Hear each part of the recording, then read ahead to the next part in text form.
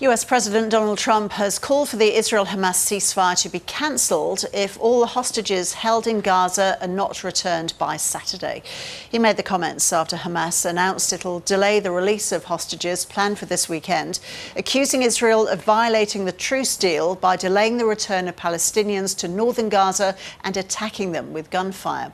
Israel says Hamas's move is a clear violation of the ceasefire agreement and is raising its level of readiness. President Trump has warned all hell will break loose if the hostages aren't returned.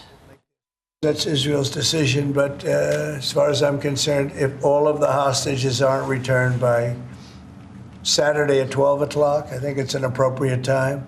I would say cancel it and all bets are off and let hell break out.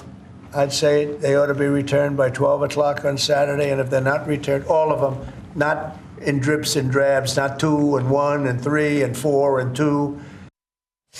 Well, for more, I'm joined by our Global Affairs editor in the studio, John Lyons. Hi, John. Can we start with tariffs then for a moment? A lot came out of this morning's Oval Office press conference. What's your reading of the situation? Do you think Australia will escape this latest round? Ros, it's hard to know. There's mixed messages because Donald Trump signed that executive order only a couple of hours ago, and when he signed it, he said there will be no exceptions.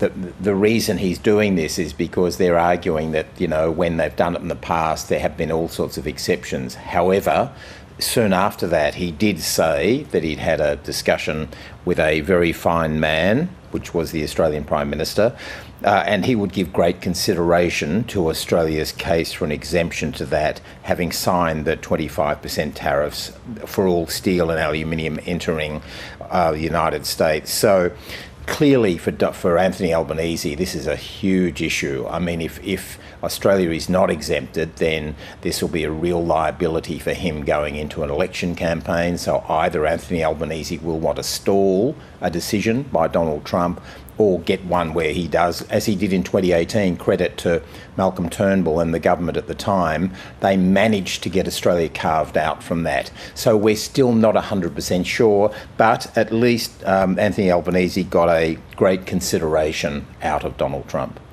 On to the President's comments about Gaza then and the deadline for the release of all hostages by midday on Saturday. Mr. Trump said, what do you make of that ultimatum?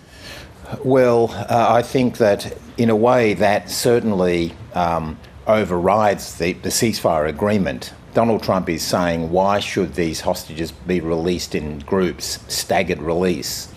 That was the deal that was done between Israel and Hamas. And he's setting his own deadline of midday Saturday for all hostages remaining to be released, including the remains of those who are dead.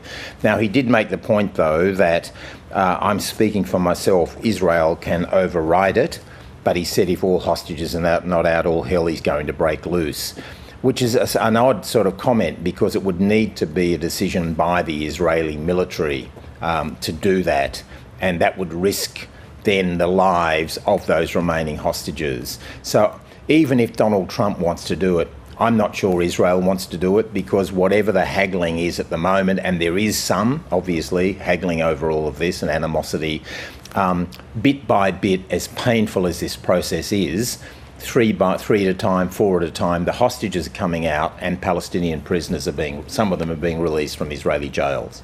How's Hamas likely to react to Mr. Trump's comments? I think Hamas will take them seriously on board, as they have last time. The other interesting point, though, in terms of Gaza is that Donald Trump has, for the first time, gone back to saying that in terms of his deal for Gaza, that Palestinians in Gaza would not have a right to return under his ownership plan.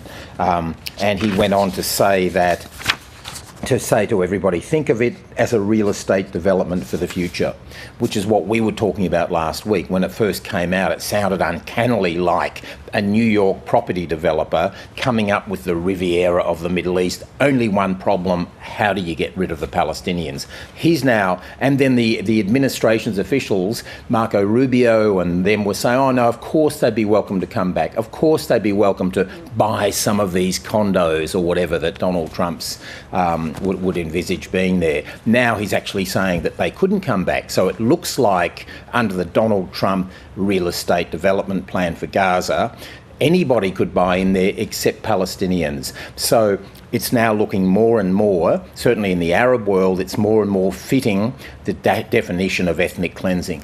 Just finally, Mr. Trump's comments were prompted by Hamas saying that they would suspend the ceasefire deal, making accusations against Israel. Can you just run through what the reasons that they gave were for that? Yeah, quickly, Hamas is arguing 3 points: that Israel delayed the return of Palestinians from the south to the north. That's true, that happened because Israel said that Hamas didn't release a particular civilian hostage.